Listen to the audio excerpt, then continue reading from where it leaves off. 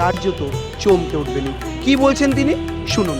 দর্শনে এসে আমাকে কলা ধরে টানাটনি, জিনিসপত্র ফেলে দিয়ে ধমকি ধমকা।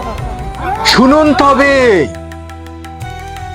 গীতা পাঠের মাঠে জানেন তো শুধুমাত্র যে মুসলিম প্যাটিসওয়ালাকে মারা হয়েছে তা নয়, জানেন একজন শূদ্র তার পদবী মণ্ডল তাকেও মারা হয়েছে।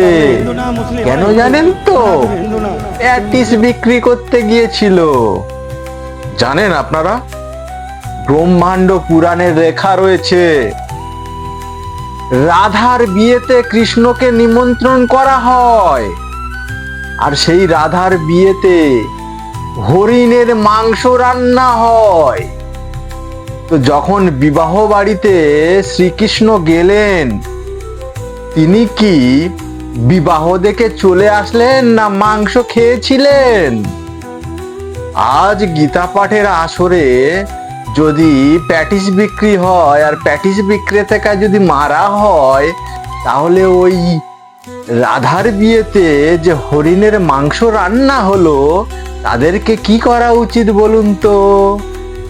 জানি আপনাদের মতো ভণ্ড ভক্তরা এর উত্তর দিতে পারবেন না, কারণ জীবনে কখনো গ্রন্থ পড়েন না।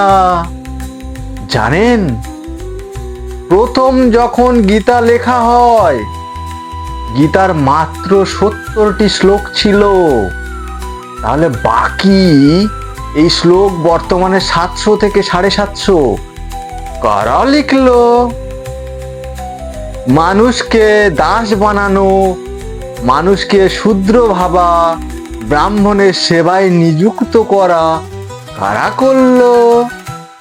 এগুলো বলতে পারবেন না, কারণ বর্তমানে এক শ্রেণীর মানুষ ধর্মকে তাদের পৈতৃক সম্পত্তি মনে করছেন, আর যে কারণে তাদের কথা মতো আমাদের চলতে হবে, কারণ ওরাই নাকি সমাজের শাসন ব্যবস্থার দায়িত্ব নিয়েছে।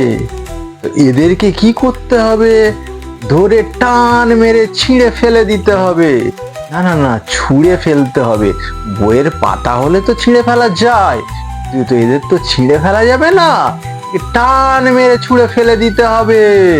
আর গ্রন্থে যেখানে ব্রাহ্মণের সেবা করার কথা বলা হচ্ছে শূদ্রদের দিয়ে, সেই শূদ্ররা কবে জাগবে?